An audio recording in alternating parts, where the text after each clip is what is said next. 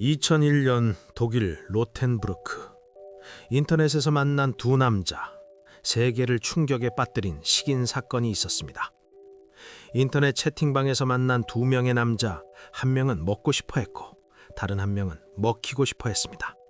상식으로는 도저히 이해할 수 없는 이 만남은 2001년 3월 독일의 한 저택에서 실제로 일어났습니다. 가해자도 피해자도 모두 정상적인 사고를 가진 사람들이 아니었죠.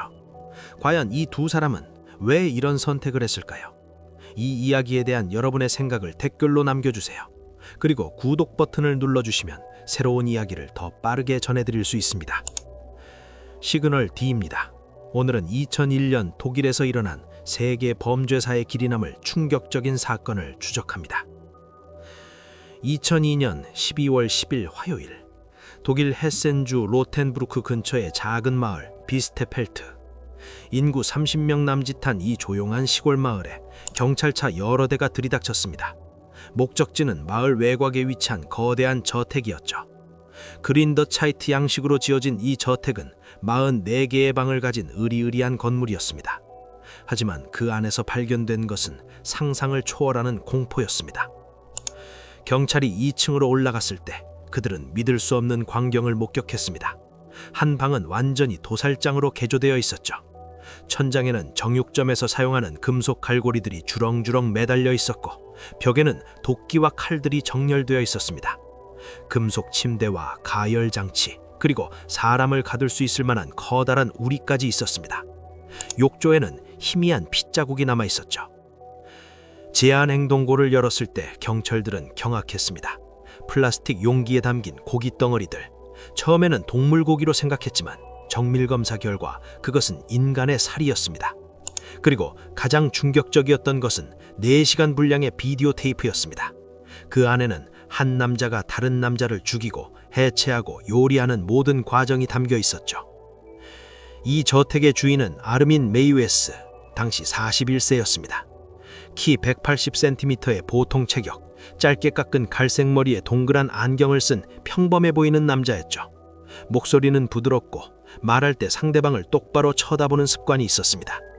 그는 독일 변당군에서 12년간 복무한 전직 군인이었고 제대 후에는 카셀의 한 은행 데이터 센터에서 IT 전문가로 일했습니다.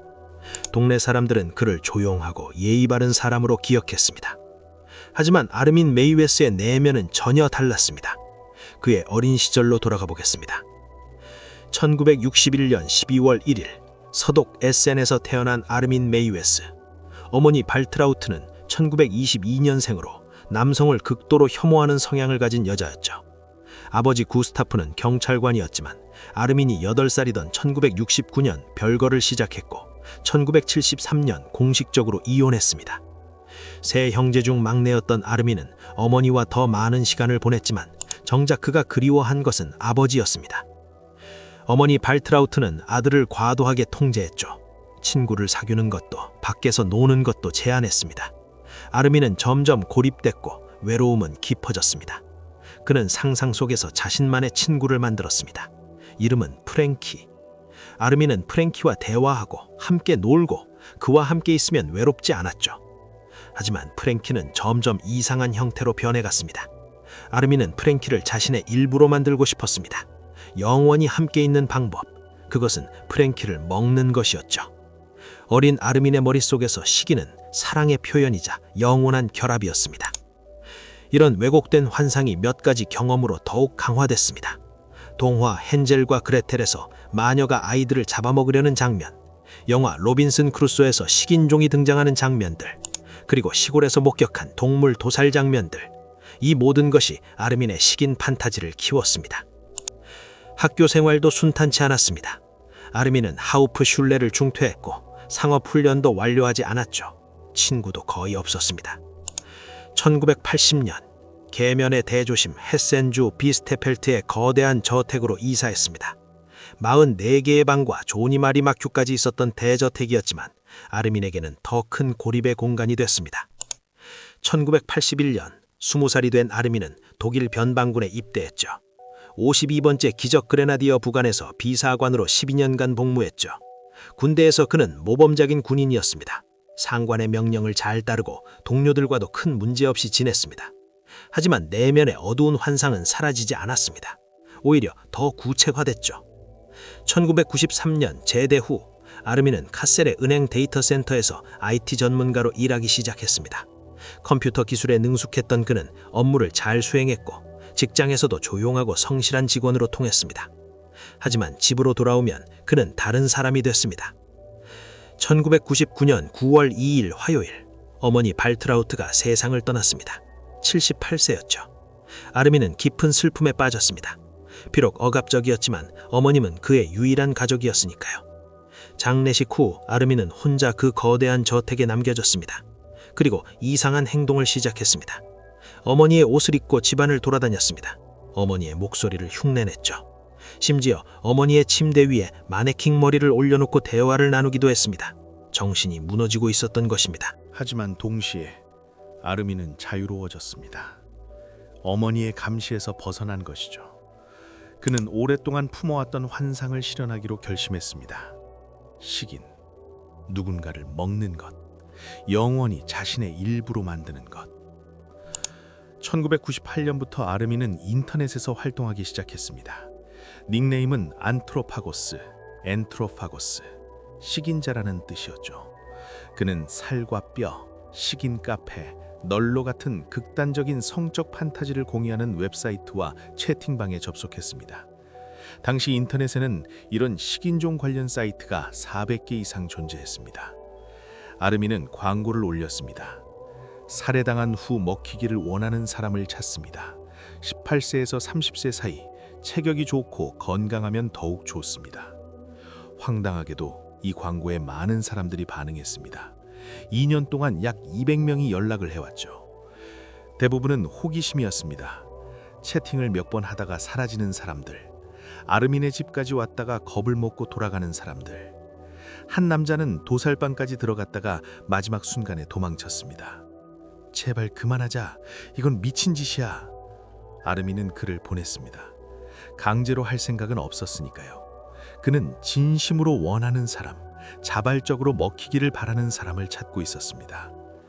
그리고 2001년 2월 5일 그런 사람을 만났습니다. 베른 유르겐 브란데스. 1958년 1월 19일 베를린에서 태어난 그는 당시 43세였습니다. 키 175cm의 건장한 체격, 금발머리에 파란 눈을 가진 남자였죠. 목소리는 차분했고 웃을 때 눈가에 주름이 잡혔습니다.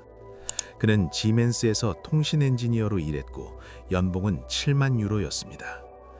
동료들은 그를 똑똑하고 성실한 사람으로 기억했습니다. 하지만 브란데스도 깊은 상처를 안고 있었습니다. 1963년 5살 때 어머니가 자살했습니다. 정확한 이유는 알려져 있지 않지만 어린 브란데스에게는 평생 지워지지 않는 트라우마였죠. 부유와 나머지 밑에서 자랐지만 정서적 공허함은 채워지지 않았습니다. 브란데스는 양성애자였습니다.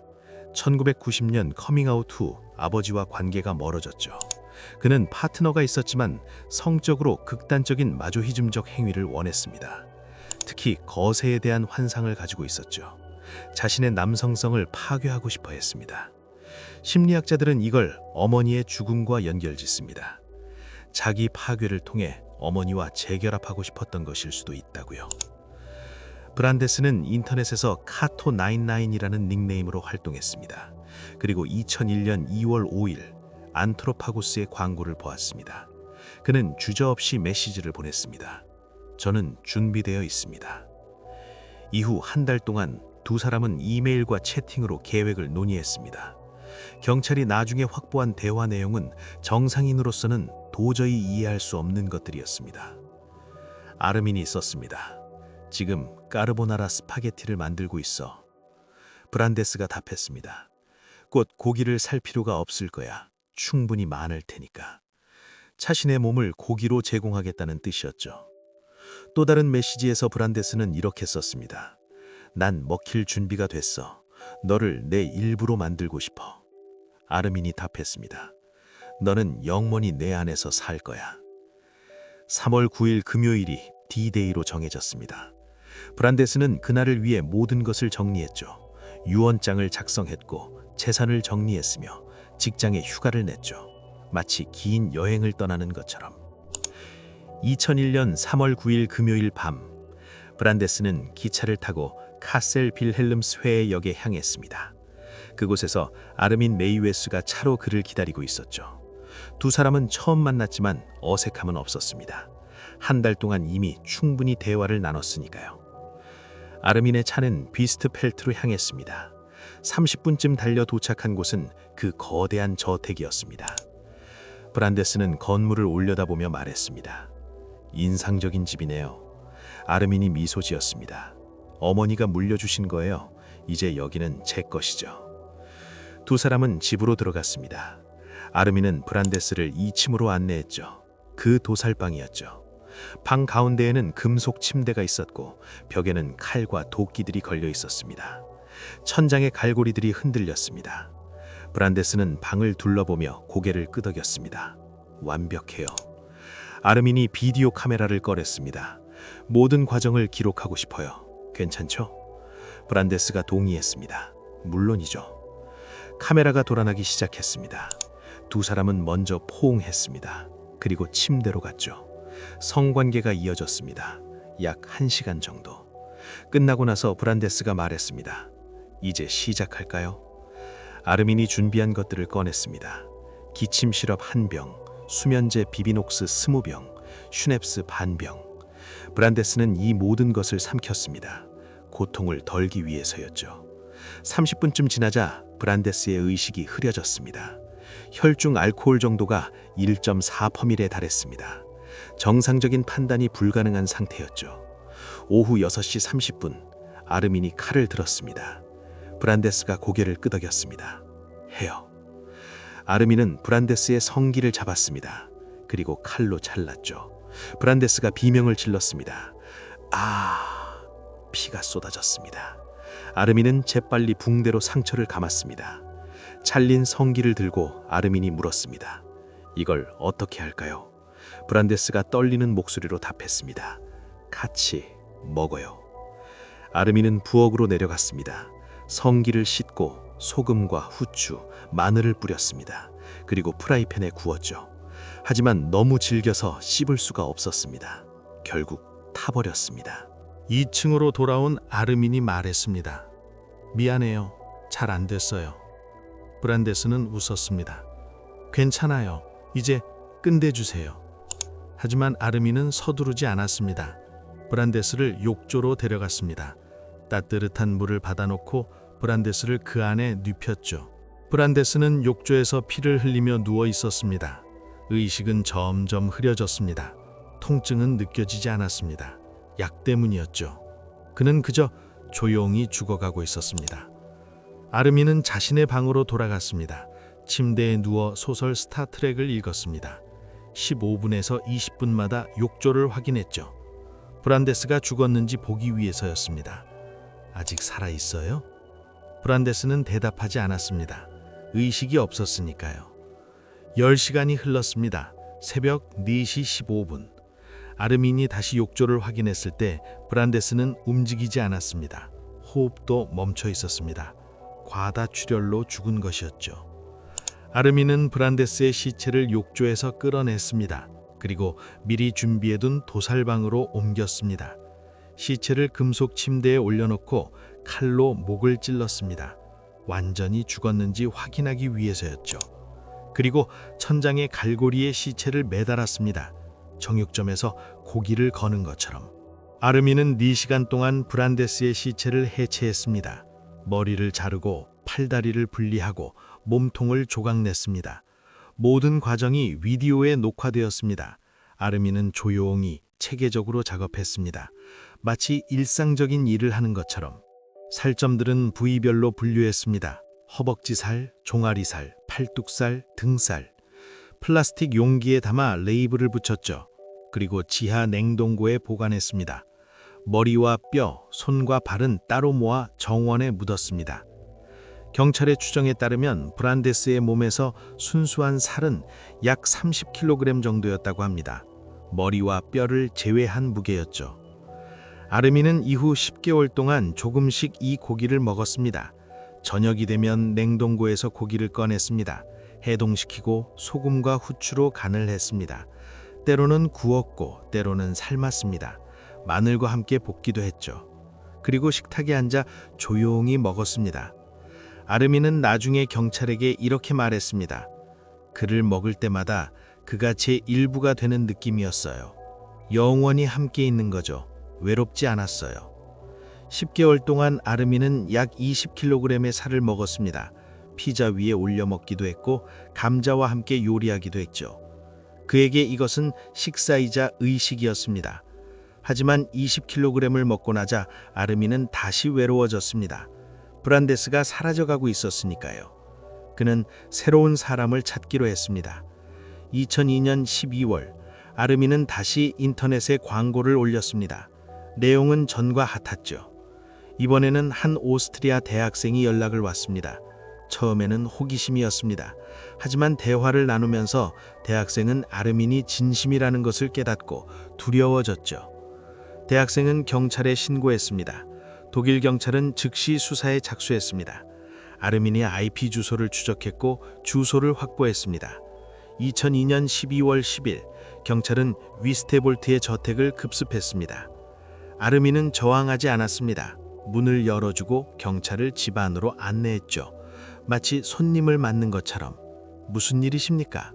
경찰이 수색 영장을 보여줬습니다. 당신을 조사해야 합니다. 경찰은 2층 도살방을 발견했습니다.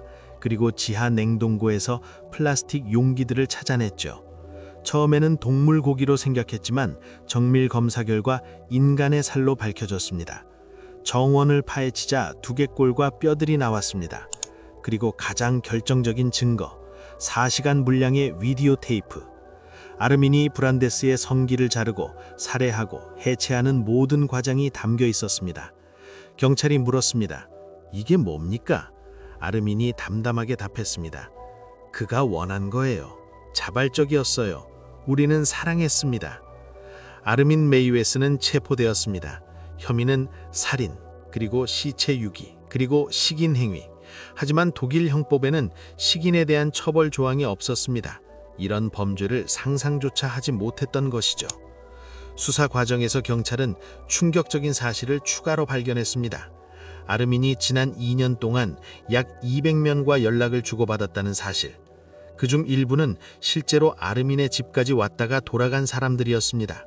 경찰은 이들을 모두 추적했고 한 명인 요르크 부세는 공모 혐의로 벌금형을 받았습니다. 2003년 3월 3일 아르민 메이웨스의 재판이 시작되었습니다. 카셀 지방법원이었죠. 방청석은 기자들과 방청객들로 가득 찼습니다.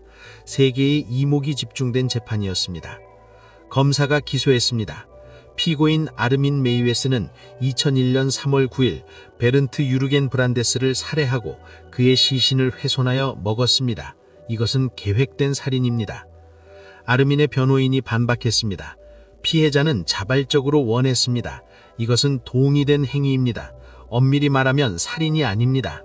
재판부는 난감했습니다. 법적으로 애매한 사건이었으니까요. 피해자가 진심으로 원했다면 이것을 살인으로 볼 수 있는가? 독일 형법은 이런 경우를 상정하지 않았습니다.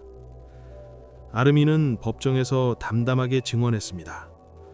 저는 어린 시절부터 이런 환상을 가지고 있었습니다. 누군가를 먹어서 영원히 함께하고 싶었죠. 브란데스 씨도 같은 환상을 가지고 있었습니다. 우리는 서로를 이해했습니다. 그는 진심으로 원했어요. 비디오를 보시면 알 수 있습니다. 검사가 반박했습니다. 피해자는 다량의 약물과 알코올에 취한 상태였습니다. 정상적인 판단이 불가능했죠. 이것은 동의가 아닙니다. 정신감정 결과가 제출되었습니다. 아르민은 분열형 인격장애로 진단받았습니다. 하지만 재판을 받을 능력은 있다고 판단되었죠. 2004년 1월 30일 1심 판결이 내려졌습니다. 피고인 아르민 메이웨스에게 과실치사죄로 징역 8년 6개월을 선고한다. 재판부는 피해자의 동의를 일부 인정했지만 약물로 인한 취약 상태에서의 동의는 무효라고 판단했습니다. 하지만 검사는 항소했습니다. 이것은 과실치사가 아니라 계획된 살인입니다. 피고인은 성적 만족을 위해 피해자를 죽였습니다. 비디오가 이를 증명합니다. 2005년 재심이 명령되었습니다. 2006년 1월 프랑크푸르트 고등법원에서 새로운 재판이 시작되었습니다. 이번에는 비디오 테이프가 핵심 증거로 제출되었습니다. 4시간 분량의 끔찍한 영상. 법정에서 일부가 상영되었고 방청객들은 경악했습니다. 검사가 주장했습니다. 이 비디오를 보십시오. 피고인은 피해자의 고통을 즐기고 있습니다. 이것은 성적 살인입니다. 단순한 도움이 아닙니다. 2006년 5월 10일 최종 판결이 내려졌습니다. 피고인 아르민 메이웨스를 1급 살인죄로 유죄 판결하고 종신형에 처한다. 아르민은 법정에서 고개를 숙였습니다. 하지만 후회하는 표정은 아니었습니다. 그는 나중에 인터뷰에서 이렇게 말했습니다.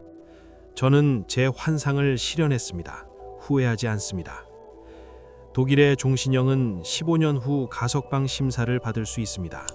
2018년 아르민은 첫 가석방 심사를 받았지만 거부되었습니다. 2020년에도 마찬가지였죠. 가석방 심사위원회는 그가 여전히 위험하다고 판단했습니다. 현재 아르민 메이웨스는 카셀 제1교도소에 수감되어 있습니다. 그는 감옥에서 채식주의자가 되었습니다. 아이러니하게도요. 세탁실에서 일하고 교회에 참석하며 조용히 지낸다고 합니다. 하지만 2025년 7월 아르민은 새로운 변호사를 통해 석방 신청을 제출했습니다. 교도소가 적절한 심리 치료를 제공하지 않았다는 이유였죠. 검찰은 이를 심사 중이며 2026년으로 결정이 연기되었습니다. 더욱 끔찍한 사실은 아르민이 자서전을 쓰고 있다는 것입니다. 석방 후 출판해서 돈을 벌 계획이라고 합니다. 자신의 엽기적인 이야기를 상표화하려는 것이죠.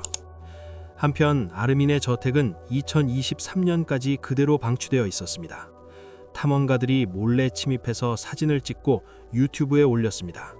도살방의 갈고리들, 욕조의 핏자국, 지하 냉동고, 모든 것이 그대로였죠. 하지만 2023년 11월 16일 20세 청년이 저택에 방화했습니다. 건물은 완전히 소실되었고 청년은 2025년 유죄 판결을 받았습니다. 이 사건은 독일 사회에 큰 충격을 주었습니다. 식인에 대한 법적 공백이 드러났고 독일 의회가 형법을 개정했습니다. 이제 식인 행위 자체도 처벌받습니다. 또한 인터넷상의 극단적 컨텐츠에 대한 규제도 강화되었죠.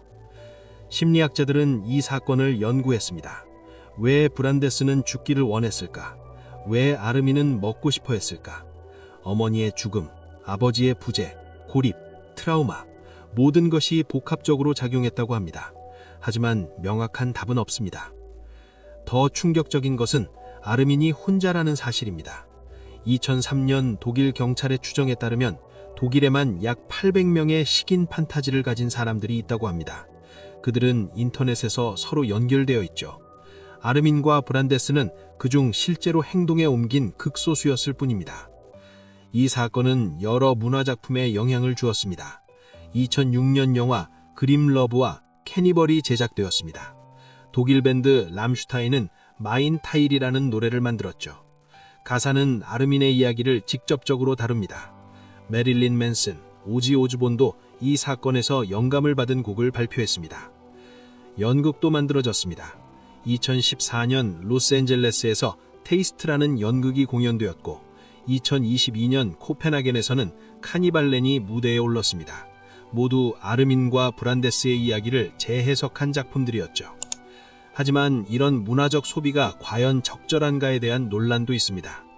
피해자의 가족은 여전히 고통받고 있는데 그 이야기가 엔터테인먼트가 되는 것이 맞는가?